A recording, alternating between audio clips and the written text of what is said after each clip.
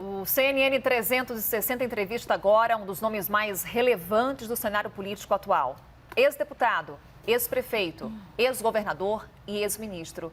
Ele concorreu à presidência da República em 2018 e manteve até o fim da disputa um discurso crítico ao PT de Fernando Haddad e também ao então candidato do PSL, Jair Bolsonaro. Ele segue sendo um dos maiores críticos da gestão Bolsonaro, acusa o presidente de ter quebrado o Brasil e condena uma série de políticas adotadas pelo governo.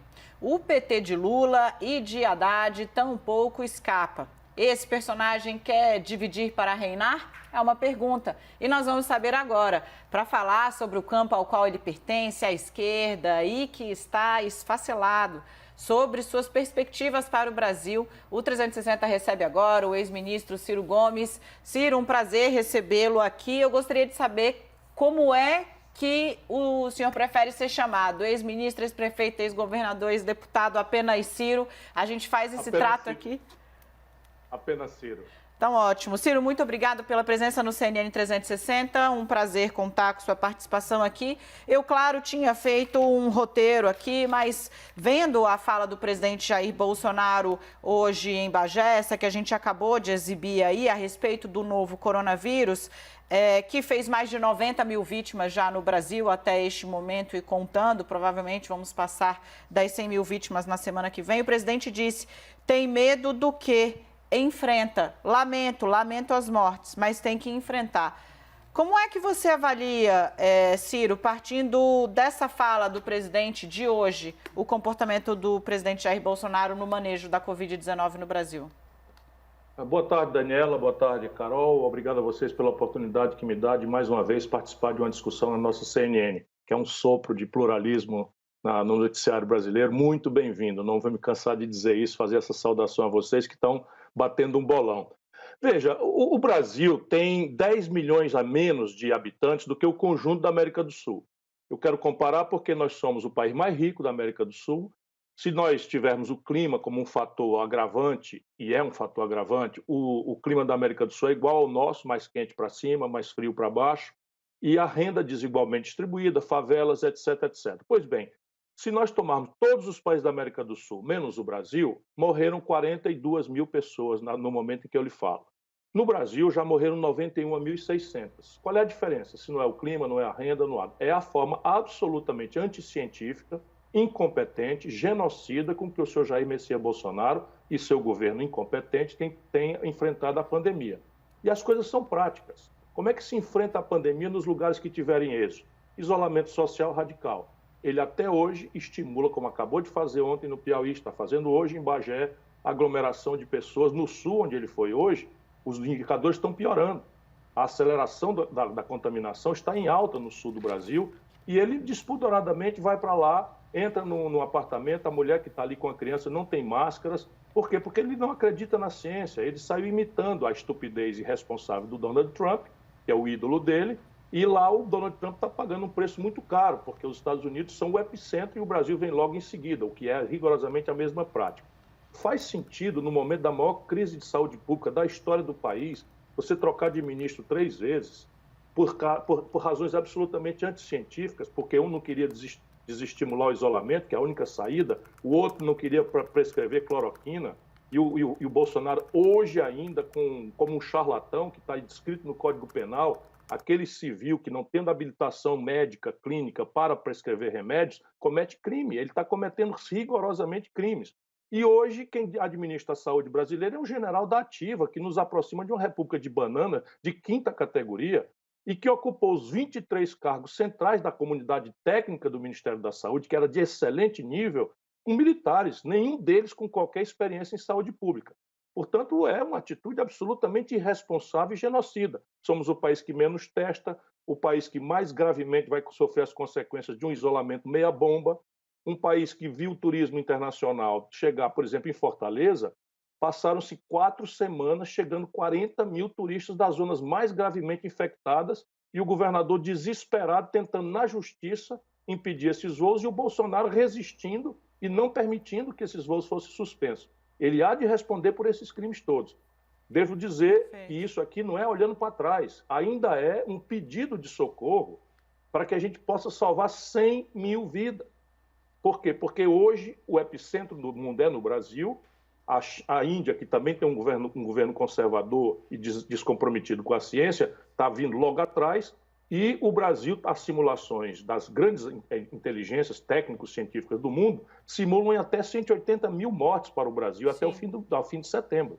Portanto, a gente tem que denunciar, não é para responsabilizá-lo pelo passado, é para chamar atenção para que ele mude de conduta, enquanto ainda é tempo de salvar 100 mil brasileiros. Ciro, mais uma vez agradeço por ter aceitado o nosso convite. Carol Nogueira agora nessa conversa com você. Você falou bastante dessas viagens que o presidente Jair Bolsonaro fez nos últimos dias, citou essa viagem à região Nordeste. E as últimas pesquisas apontam que o presidente Jair Bolsonaro vem ganhando popularidade nessa região, que ele saiu derrotado na última eleição.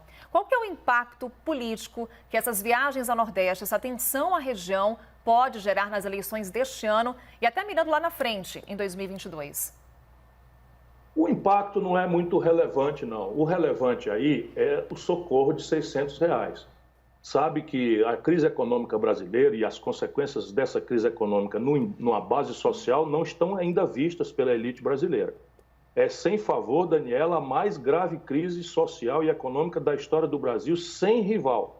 Eles estão quebrando o país, né? Nós vamos ter 20 milhões de desempregados. Nesse momento, 110 milhões de brasileiros, pela primeira vez na história, a maioria da população apta ao trabalho, estão empurrados para a informalidade, sem nenhuma proteção, nem hoje nem amanhã, né? Os aplicativos viraram uma nova semi-escravidão. E esses R$600 de socorro significa quase R$200 acima da renda média individual dos 110 milhões de brasileiros mais pobres. Isso mesmo que vocês acabaram de ouvir. O Brasil, depois de 14 anos de conversa fiada, de esquerdismo, de goela, que não mudou em nada a estrutura de distribuição de renda real do país, chegou no começo da pandemia com 110 milhões de pessoas tendo uma renda por cabeça por ano de R$413. Se você consegue, graças ao esforço do Congresso, mas o povo recebe pela Caixa Econômica, o governo faz a propaganda, tem muito mais capacidade de apropriar a iniciativa. Pois bem, se você passa de 413 para R$600, o nosso povo é grato. Então, esse reflexo de interromper a queda do Bolsonaro é muito mais uma consequência prática de um gesto que tem consequência para a vida do povo, no caso, o socorro de R$600, do que qualquer presença. Ele, quando é avaliado, por exemplo, na administração da pandemia, isso a gente faz pesquisas sistemáticas para nosso consumo interno, ele é pessimamente avaliado. O povo percebe que temos um péssimo governo. Porém, a população é grata por esses R$600 que estão chegando. Ciro, eu vou tentar fazer um link, então, para tentar... Também quero falar bastante de esquerda. Na verdade, são muitos assuntos e você sabe, aqui na CNN, os nossos analistas, a gente faz essa conversa, essa entrevista da maneira mais ampla possível. Então, Renata Agostini já quer falar com você. Eu vou, antes de passar a palavra a ela, tentar unir esses pontos. Há uma preocupação enorme entre parceiros seus da esquerda, não necessariamente do seu partido, o PDT, mas Flávio Dino, por exemplo, do PCdoB, o próprio PT, Fernando Haddad, tem externado preocupação com o desempenho da esquerda em 2022, porque tornou-se praticamente impossível criar aí um consenso, unificar forças, mesmo em situações como a do Rio de Janeiro. Ali, Marcelo Freixo decidiu não ser candidato porque não conseguiu criar um consenso mínimo em torno de sua candidatura. Essa divisão na esquerda, na sua opinião, é uma ameaça ao desempenho da esquerda em 22? A gente pode repetir um cenário ali pós-Dilma, na eleição de 16, em que o PT foi arrasado, e mesmo vale a pena manter essa divisão nesse cenário que você pinta como o mais grave da história do país? Nós estamos divididos em dois assuntos que não é possível haver unidade, Daniela, senão nós cometeremos uma fraude contra o povo brasileiro, contra a nação brasileira, e perderemos as eleições do mesmo jeito que já perdemos. Quais são as duas questões que nos dividem e que têm que ser aprofundadas? Pode ser um aprofundamento respeitoso, fraterno, para não dinamitar pontes. Mas o comportamento da burocracia lulopetista corrompida é de outra natureza. É um comportamento de corruptos mesmo, de gabinete do ódio, de financiamento com dinheiro espúrio, roubado, e ainda hoje roubado de lugares onde eles têm influência, e que vão irrigando um mecanismo de ódio nessas redes sociais, Enfim, mas isso é lateral. O que é que nos divide e deve nos dividir para que o povo brasileiro nos aponte a saída? Não é para punir ninguém, é para a gente olhar o futuro. Primeiro, o que é que aconteceu com o povo brasileiro, Daniela? Para que, tendo votado por 30 anos no lado democrático, no lado mais arejado, no lado mais progressista da vida, numa conta de 70% nos principais centros, São Paulo, Rio de Janeiro, Minas Gerais, Rio Grande do Sul, o norte do país inteiro, o centro-oeste inteiro, votar num boçal despreparado e conectado com o banditismo mais vulgar de milícia, de roubalheira de dinheiro, de gabinete, com rachadinha, como o Bolsonaro. Ou a gente bota a mão na cabeça com humildade para nos reconciliar com o povo brasileiro, ou fica o PT chamando o nosso povo de fascista. Eu estou noutra. Ficar chamando o nosso povo de gado. Eu sei que o que aconteceu para levar o nosso povo a esse nível de exasperação em 2018, eu estava lá, eu vi isso. Todas as pesquisas já mostravam isso. Foi essa mistura terrível de uma fraude eleitoral. A Dilma se elege e faz um tarifaço de 30% de aumento da energia elétrica em São Paulo no dia seguinte da eleição. A Dilma faz uma eleição com uma retórica acusando o Aécio de ser defensor de uma plataforma conservadora, assume e bota o Levi, um quinto nível do Bradesco, para administrar o maior arroxo fiscal da história do país, com um afrouxamento fiscal para renúncias que quebraram o Brasil. O desemprego que ela recebeu em 4 entregou com quase 14. E em cima dessa tragédia econômica, dessa fraude eleitoral, vem a denúncia generalizada de corrupção, que a burocracia do PT faz uma mistificação de que tudo é uma perseguição. E eu não quero deixar de dizer que lá na data eu denunciei muitas coisas erradas que o Moro fez. O Moro é um politiqueiro que usou, de fato, a posição de juiz para perseguir o Lula. Isso eu não tenho a menor dúvida. Só que o governo do Lula era corrupto mesmo. O Palocci é braço direito do Lula. Ele não é um elemento periférico, é fundador do PT, foi o homem que comandou a economia do Brasil. Agora tem uma delação, o Palocci fez uma delação premiada, confessou, devolveu 100 milhões de reais roubados do povo brasileiro.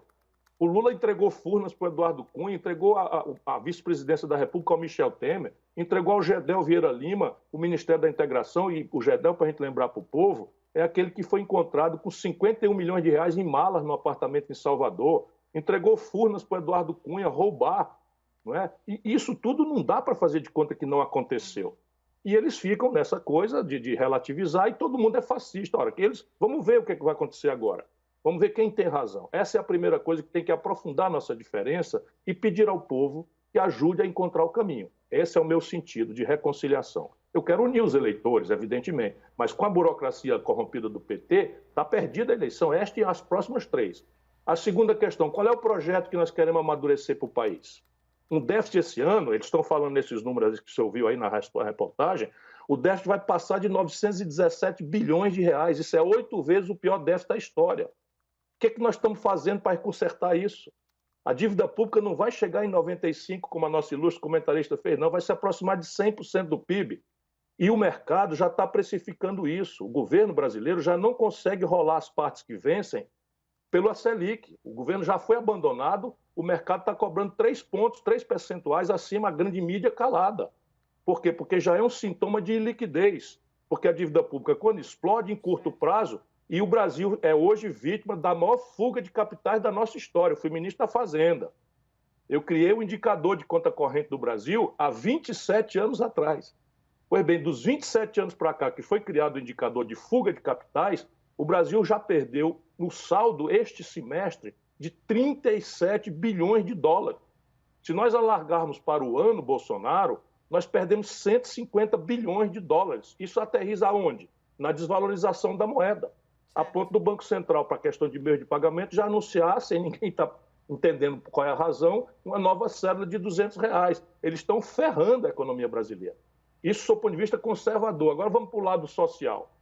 20 milhões de desempregados, 110 milhões de brasileiros empurrados para a informalidade, a renda média despencando, 100 milhões de brasileiros com nome sujo no SPC, proscritos do crédito popular, enquanto eles fazem a farra. Os 42 bilionários brasileiros na lista da Forbes ganharam 34 bilhões de dólares do seu Paulo Guedes e Jair Bolsonaro nesses 6 meses de pandemia.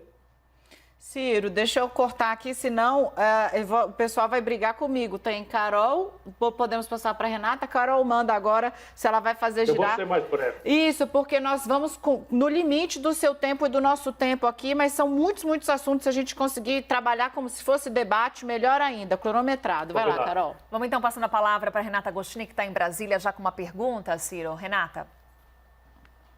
Vai, Ciro. Eu queria trazer um tema que ficou muito quente essa semana, que é esse da quarentena eleitoral. Dias Toffoli falou de criar um período, né, para que juízes e também procuradores não pudessem se candidatar, entrar na vida política, e ganhou ali o endosso do presidente da Câmara, Rodrigo Maia. Gostaria da sua avaliação. É bem-vinda essa iniciativa? 8 anos, como tem se falado, é um período adequado? É muito? No Brasil, a deformação do comportamento das pessoas sempre procura se corrigir com alguma inovação institucional, como o nosso problema fosse lei. Não é? Na campanha eu falei que fui muito mal entendido, que os poderes tinham que voltar cada qual para suas caixinhas. Hoje, no interior do Brasil, o Ministério Público co-governa, por regra, né? Há muitas exceções, mas manda e desmanda, humilha, destrói reputações no interior do Brasil, com um quadro aberto de improbidade. Juízes como Sérgio Moro malversam a toga e imediatamente aceitam ser ministro de um governo que foi beneficiado pela sentença que ele fez. Não é? Depois sai e se afirma, não é um militante da vida pública com um discurso moralista, estabelece acordos internacionais com potências estrangeiras ao arrepio da lei. Tudo isso é uma deformação que transforma, volto a dizer, o Brasil numa grande Babel institucional e numa república de bananas. Uma das coisas que nós temos que fazer é restaurar a autoridade do poder político, que é aquele poder que se constitui ciclicamente pela mão saneadora do povo brasileiro. Eu não creio que essas leis sejam a solução para isso, mas a população é que deve repudiar. Promotor que se mete a político, juiz que se mete a político, está usando uma coisa muito grave, que é a lei, o direito, que deve ser equilibrado e severo para todos, em seu benefício ou de grupos antagônicos da política. Posso aproveitar o embalo? Claro, manda bala, Carol. Ciro, porque quando falamos em quarentena eleitoral, a gente logo pensa no ex-ministro Sérgio Moro, ex-juiz. O cenário político em 2022, com Moro candidato, muda muito na sua avaliação? Eu, francamente, acho que não. Eu acho que o Brasil, depois desse voto por ódio, justo, compreensível, eu sinto isso com a minha alma, digo a vocês com muita humildade, que o povo brasileiro votou muito errado, mas a motivação de ter votado muito errado foi a frustração, o ódio. São 5 milhões de microempresas que fecharam, são 14 mil indústrias que fecharam, são 220 mil postos de comércio que fecharam, na loucura que o PT produziu nessa coisa de ficar no poder a qualquer preço. E, em cima disso, se você bota a novela da corrupção nesse nível de organicidade, de apropriação, era claro que o povo brasileiro ia reagir. Mas acho que agora a população vai votar com um pouco mais de cuidado. O que o Sérgio Moro tem para oferecer ao povo brasileiro? Falando sério, ele sabe onde é que fica aqui Dauana? Será que ele sabe qual é o problema da regressão econômica da metade sul do Rio Grande do Sul? Ele tem a menor ideia da depressão econômica do Vale do Ribeira, em São Paulo? Onde é que fica o Vale do Jequitinhonha, em Mucuri? Qual é a compreensão de saúde pública que o Sérgio Moro tem? Não, estagiário quer ser, para começar, de juiz, não é? Malversando a toga, manipulando a justa sensação do povo, não é? de ódio à corrupção. E o cara ser decente é só uma obrigação, e ele não é decente, ele é um corrupto. Porque se ele tivesse recebido um saco de dinheiro, todo mundo saberia que ele é corrupto, mas ele recebeu uma promessa de um cargo vitalício no Supremo Tribunal Federal, para largar a magistratura e entrar para a política. Isto é, receber vantagem devida. Jogo duríssimo de Ciro Gomes aqui no CNN 360 e dos seus apoiadores. Eu preciso ajudar o povo brasileiro a entender do que se trata. Então, vamos lá. Não, e está ressoando. Por exemplo, o Luciano Huck também é um belo de um garoto, né? Um grande apresentador de TV. Né? O Tiririca é um belo de um palhaço, meu queridíssimo, eu admiro muito. Agora, estão prontos para ser presidente do Brasil? Esse é o requisito?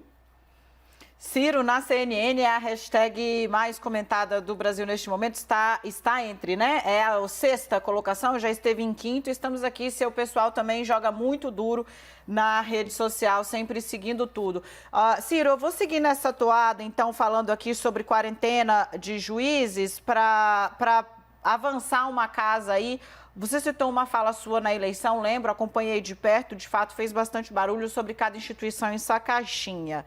Aparentemente, Augusto Aras, o Procurador-Geral da República, vem acenando neste sentido de uma maneira que está causando muito barulho. Nunca vi o Ministério Público Federal em guerra campal aberta como está sendo travada agora. A iniciativa da Procuradoria-Geral da República de submeter todos os bancos de dados das forças-tarefas da Lava Jato em Curitiba, em São Paulo e no Rio a um reexame, seja pela Corregedoria, seja pelo próprio Procurador-Geral, ela tem algo de positivo? Ela é salutar? Veja, é uma coisa na direção certa. Eu sou um dos responsáveis lá na Constituinte por um desenho de Ministério Público empoderado, livre da influência negativa do executivo e da política, né? Uma ideia de alguém que seja encarregado com independência de defender o interesse público, os direitos difusos da população, o meio ambiente, o patrimônio histórico. Eu fui constituinte no estado do Ceará e, como sou professor de Direito, andei muito nessa linha. Hoje eu me confesso arrependido. Nós permitimos a criação de um monstro ou de um monstrengo sem hierarquia, sem manualização. O Conselho Nacional do Ministério Público tem uma baixíssima produtividade em matéria de disciplina, muito hipercorporativista, e hoje nós temos um gravíssimo problema. Vamos dizer ao povo o que é que nós estamos falando. Essa garotada de Curitiba, embalada aí na gravatinha borboleta, nas homenagens, de entrevista pelos cotovelos, se associa com o FBI americano, acerta doação de 500 milhões de reais, se acerta com o governo americano para fazer leniência no estrangeiro e devassa, bisbilhota a vida de 38 mil pessoas que não estão sob júdice. O que é isso? Onde é que se admite essa aberração? Percebe? E o judiciário brasileiro, encurralado pela onda da mídia, que a mídia não está errada, a mídia está pedindo decência, está pedindo moralidade, e deu voz a esses picaretas todos, como se moralidade fosse isso, essa discurseira da boca para fora. Moralidade é exemplo. Me ataque. Pega um adversário aí violento, vê isso nas redes sociais, se ele me ataca. Eu tenho 40 anos de vida pública. Nunca respondi por um procedimento penal, nem sequer para ser absolvido. E eu ando me exibindo de sério, eu sou sério. Por quê? Porque é minha obrigação ser. Ciro, aproveitando também essa toada dessa queda de braço Lava Jato PGR, o Procurador-Geral da República fez duras críticas à operação em Curitiba. Até que ponto essas críticas, mencionando, por exemplo, que a Operação Lava Jato em Curitiba era uma caixa de segredos, pode beneficiar figuras públicas, políticos, partidos que acabaram sendo alvo de investigações da Lava Jato e até mesmo de sentenças condenatórias? O ex-presidente Lula, por exemplo, só pegando uma carona aqui, o senhor poderia mudar seu juízo sobre o ex-presidente Lula, a depender do que saia daí? Não. O procedimento e a sentença do triplex é muito frágil. Eu não estou dizendo isso hoje, eu disse lá atrás, e cansei de tentar avisar que esse aparente moralismo estava semeando nulidades.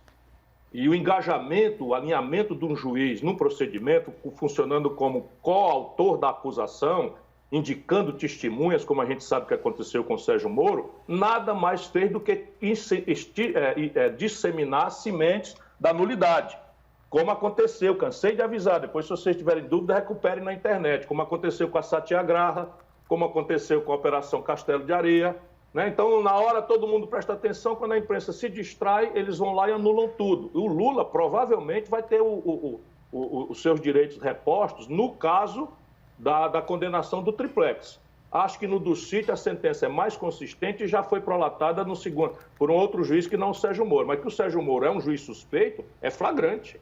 Hoje, qualquer bobinho do direito vê que o Sérgio Moro não era um juiz com equilíbrio, a serenidade. Portanto, a gente precisa de um processo que seja severo. Só para não deixar nada sem dizer aquilo que precisa ser dito, como é que o Aras, Procurador-Geral da República, recebe o Presidente da República sem aviso no seu gabinete, sendo ele, naquela data, o acusador ou o fiscal do Presidente da República? Isso é decente, ministro Aras? É a mesma coisa. Então, a conveniência e a oportunidade, ou o oportunismo, é que vão... O Bolsonaro disse que vai convidar o Aras para ser o ministro do Supremo Tribunal Federal, e descobriu essa moeda de subornar, e o Aras não repudiou isso publicamente. Diz que poderia ser uma terceira opção. Isso. Poderia ser uma terceira opção, se tivesse uma terceira vaga. O que é que resta de decência e de ética nessa relação? O presidente da República vai visitar o Procurador-Geral da República, que é o encarregado de fiscalizar e de eventualmente fazer a denúncia, recebe o que é uma impertinência absoluta, que não tem precedente na história do Brasil, e na saída diz que ele pode ser o terceiro ministro supremo. Esse país está doente. Certo.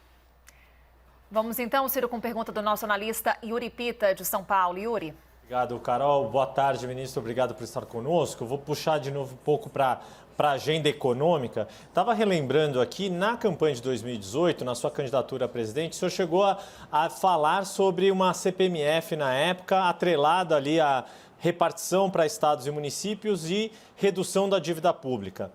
Um outro contexto agora, com pandemia, com todos esses gastos que foram colocados emergenciais pelo governo federal e, de novo, falando-se em CPMF e uma reforma tributária tentando unificar impostos da área de consumo. Queria ouvi-lo sobre a sua proposta, a sua avaliação de reforma tributária que está em discussão no Congresso, se é boa ou ruim, e CPMF. Qual é a sua atual avaliação sobre esse imposto que o ministro da Economia, Paulo Guedes, está propondo?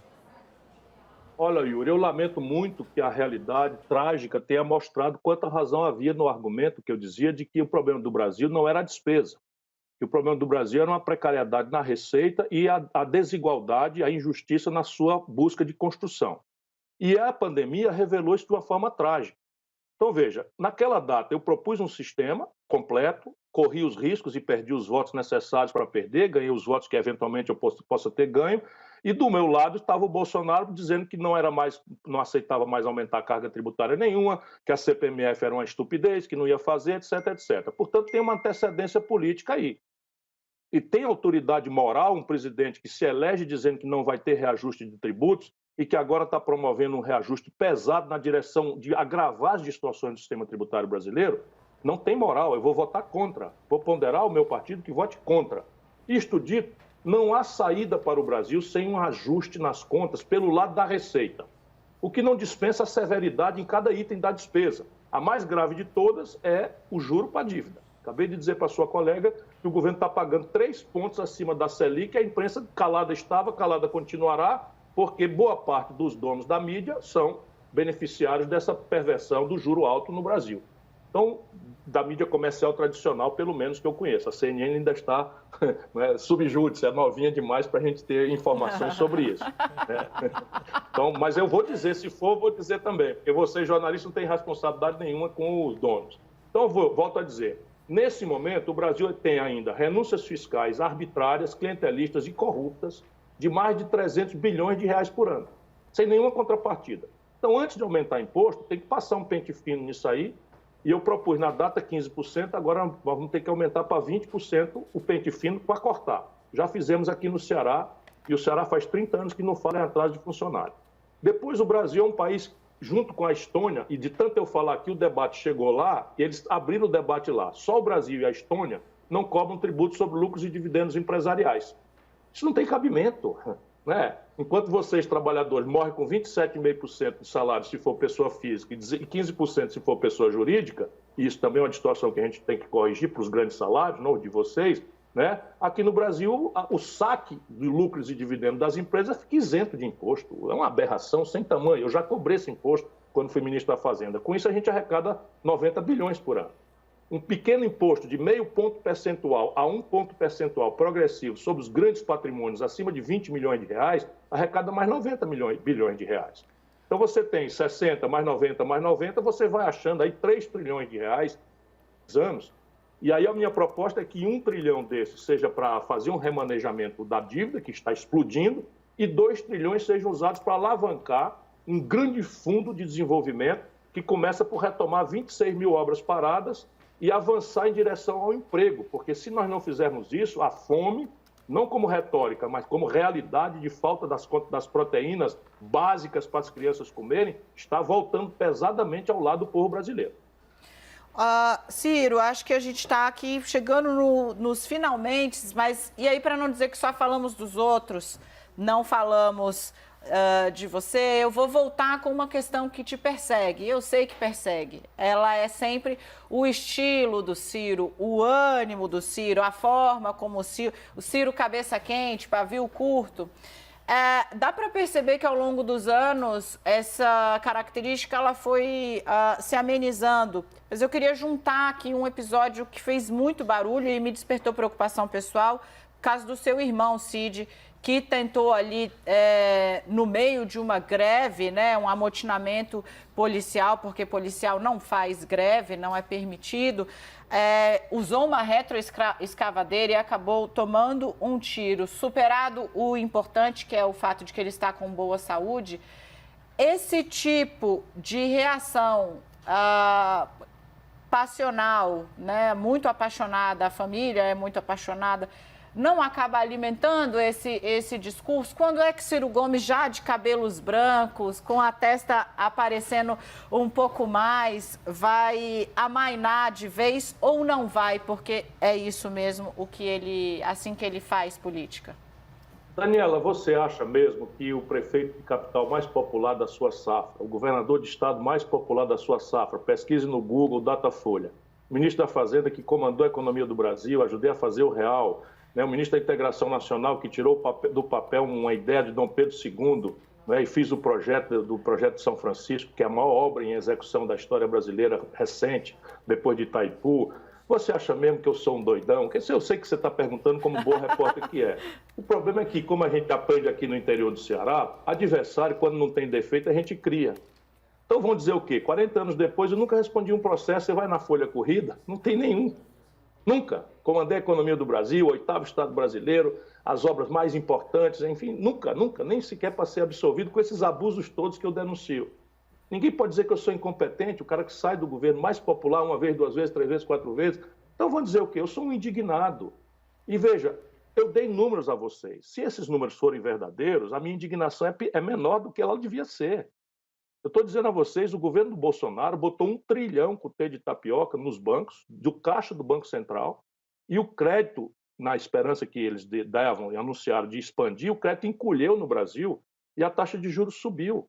Pergunta às microempresas brasileiras que estão desesperadas se eles conseguem acessar o crédito. 76% das microempresas procuraram crédito de média de R$10 mil, não conseguiram acessar.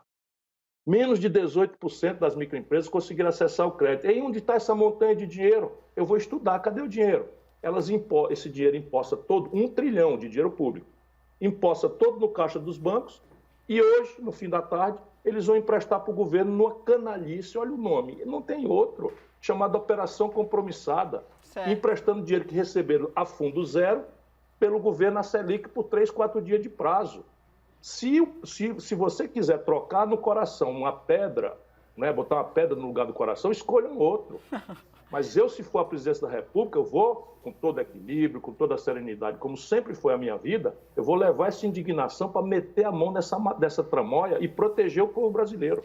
Ciro, muitíssimo obrigada pela entrevista. Foi uma conversa excelente. Nós usamos o tempo todo que tínhamos aqui para falar. Espero que volte mais vezes. Temos aí eleição pela frente, muita coisa para acompanhar. Um prazer. Até a próxima. Muito obrigado. Até a próxima. Parabéns pelo trabalho.